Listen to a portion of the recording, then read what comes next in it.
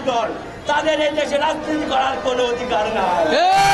বিপ্লবী ছাত্র জনতা 1 জুলাই গণঅভ্যুত্থানের নেতৃত্ব দিয়েছে।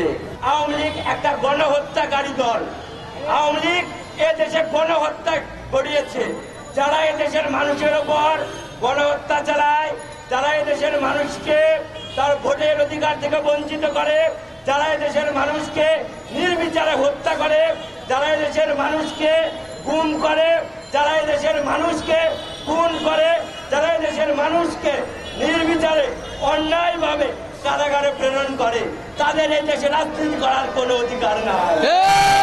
আমরা স্পষ্ট বলতে চাই, জুলাই গণঅভ্যুত্থানে দেখেছেন আওয়ামী লীগের নেতৃত্বে এই দেশে হাজার হাজার ছাত্র জনতাকে তারা গুম করেছে।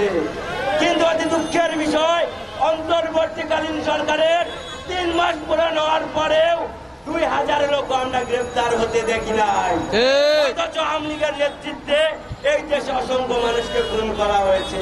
যারাই আওয়ামী লীগকে পুনর্বাসনের চিন্তা করবে, যারাই আওয়ামী লীগকে পুনর্বাসনের কথা ভাববে, আমরা তাদের বিরুদ্ধেও আমরা আমাদের আন্দোলন চালু করব। কারণ আওয়ামী লীগ একটা গণহত্যাকারী দল। আওয়ামী লীগ দেশের মানুষের ওপর অসংখ্য নির্যাতন করেছে। আওয়ামী লীগ 24-এর যে নির্যাতন করেছে, যে গণহত্যা চালিয়েছে, সেইটা এখনো আমার অসংখ্য ভাই বোন মেডিকেলে চিকিৎসাধীন অবস্থায় রয়েছে। এখনো তারা ঠিকভাবে সুস্থ হয়নি। সেই জায়গায় আপনারা উপদেষ্টা বানিয়ে দেন এই হত্যা মামলার আসামিদেরকে। এখনো শহীদ পরিবার কেঁদে কেঁদে বেড়াচ্ছে। এখনো শহীদ পরিবারটা তাদের পুরো সহযোগিতা পায়নি।